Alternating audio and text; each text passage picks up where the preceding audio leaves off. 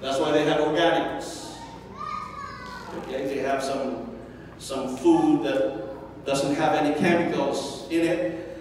So the idea behind this GMO is not only for soybeans. Did you know that salmon has some GMOs as well? We ate a bunch of salmon the other night.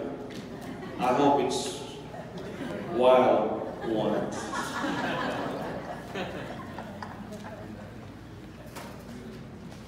This group of people gathered together again, and they said, you know what? Let us make and produce salmon faster and bigger. So what they did is they put all kinds of salmon eggs, but the problem is they don't accumulate enough size because they freeze. It's so cold. The water was so cold. So what they did, another scientist created a plan. You know what? Why don't we inject salmon with antifreeze? So let's modify the eggs of the salmon by adding an outside substance or an outside element to its egg, and let's put some antifreeze. As a matter of fact, if you will examine this, amen, there are some DNAs in your salmon food that contains antifreeze. Wow. Because they were able to survive the cold temperature by just adding this outside element. It's not just from fruit, it's not just from salmon. Another example is goats. Pastor Ben did love goats. Woo! And he can cook goats like nobody else in this world. Man. But it's not the meat itself, it's the milk. They are producing milk out of goats, but they found out that this milk that came out of goat was so watery. It's malabnaw. Okay. So a group of scientists decided, you know what, how can we make this milk a little bit silky? You probably saw some silky milk, right? Ooh, those are good. Watch out. So they decided, you know what, let's modify this milk. Let's add an outside source, amen, from this organism, and let us make it a little bit silky. So you know what they did? You know, the scientists raised the tent. You know what? Where does silk came from? Spider. Why don't we inject some organism coming out of spider and inject it to goat so they can produce a silky milk? And guess what? You like those silky milk, aren't you? Part of those DNA comes from spider web.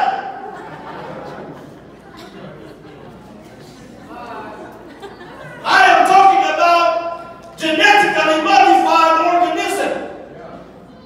It is man's plan. It's not God's plan. Because the plan of God is you produce fruit based on its own seed, and that seed will go from one generation to another. Once you modify it, you destroy the origin of the seed.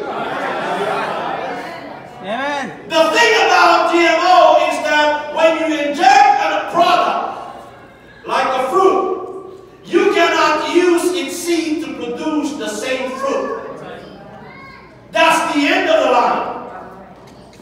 As a matter of fact, there's a disaster in Haiti, and there's a lot of non-profit organizations and some organizations as well who are out for money. They said, you know what, it's a huge devastation, so what we're going to do is we're going to help Haitians. They send all kinds of seed, amen, to Haiti people truckloads and shiploads of seed. And when the Haitian people received this seed, you know what they did? Is that they lined it up on their road and they burn it. Even though it's free. Because the Haitian people said, amen, we can survive with this and we can plant the seed, but it is only good for one generation. What about our children? What about the next generation? What about our children's children? Because when you modify a seed based on man's idea, it will not last. It is not the plan of God. It is man's idea. I am speaking to a Filipino conference today. We have a mandate from God. Hallelujah. Though our leaders are gone before us, we have a mandate that we need to give this apostolic seed, not just for our generation, but we need to give this apostolic seed for the next coming generation. I want to lift up your voice. Magnify Him right now.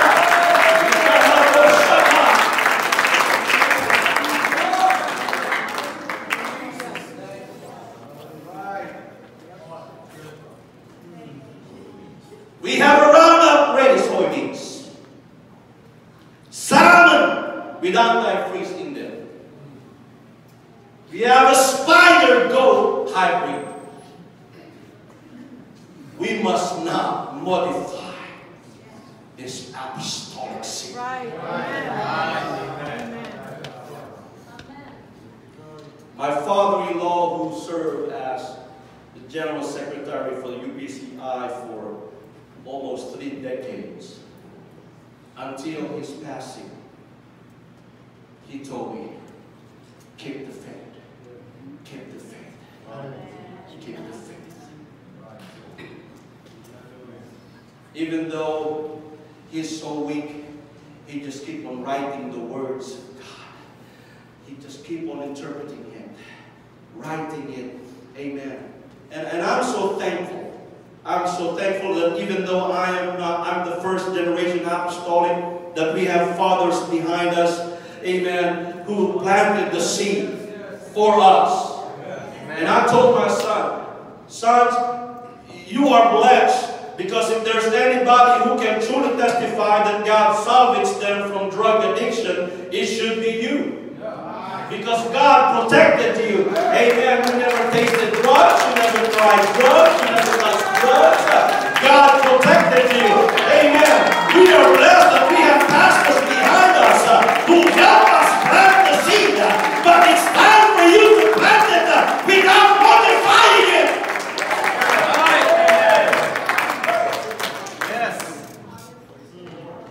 Praise God. God said, the design of God is this. Let the earth bring forth grass and herb yielding seed, and the fruit tree yielding fruit after his kind, whose seed is in itself. You receive this apostolic seed. It's in you. It's in your system. It's in your heart. It's in your soul. It's inside of you. Don't try to modify it and make it. Let me speak to some of our pastors. We think that we can speed up the process of growing the church. We think that we can speed up and we can make our church bigger by modifying our faith. No. Amen. You can make it big. You can make it fast. You can make it grow. But it won't last. The next generation will fade because the seed is not in itself. It's not in itself. Just like the Haitian people, we must abandon this idea, this man's idea, that I can modify my faith. I've seen a lot of people who are modifying their faith right now. I was in line at the Staples one day, and I bought some certificate and frames for our baptism, and I saw this pastor in front of me. Amen. He's buying the same thing.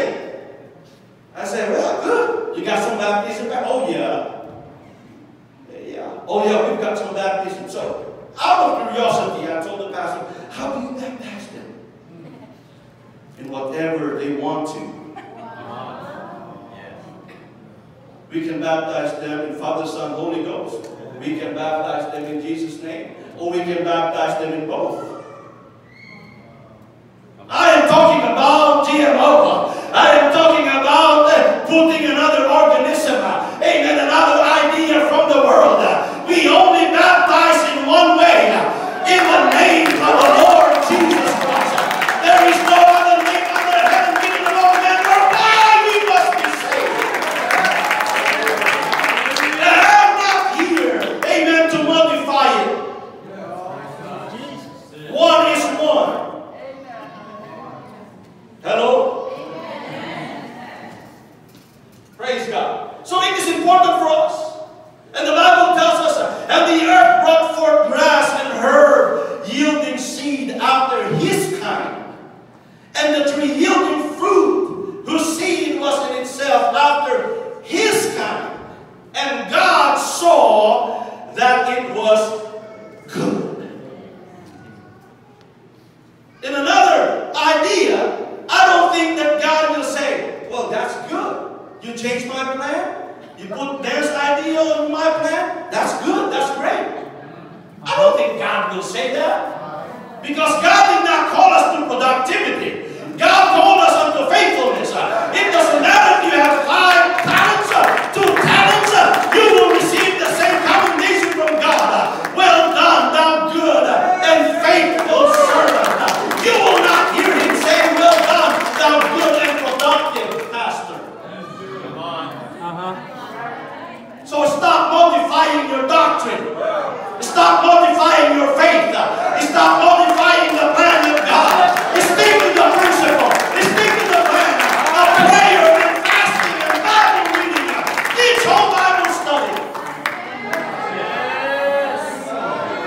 If you believe that, count your hands and praise Him.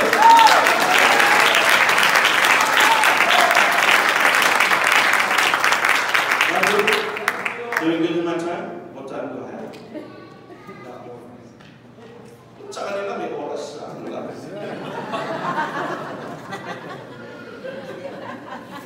Tinitig na kayo, tsaka may tinititigan eh. That's what I said, bro. So the problem with GMO is this. It loses its ability by design to reproduce. It will lose its ability. If you modify a fruit, you cannot use the seed. It's a waste. The only thing that you can use to plant, like for example, if you don't modify ampalaya fruit, vegetable. Okay, some people look at that as vegetable because they eat it raw. If you modify it, you cannot use the seed of that bitter melon. The only time you can use another seed is if you don't mess it up. You preserve the seed, you dry it up, and you plant it again. And it will produce the same kind of fruit. But if you modify a fruit, you can eat the fruit, but you cannot plant the seed. Because it will lose its power to reproduce. And that's why we have this apostolic seed. Amen. These pastors that I mentioned to you, Brother Teddy, Brother Cole, amen, Brother Ompad, Brother Libre, Brother Sasuelo, and all these men, amen, they did not wait. My father-in-law, amen, Brother Pass, he did not wait. Amen. They stick to the plan of God. Amen.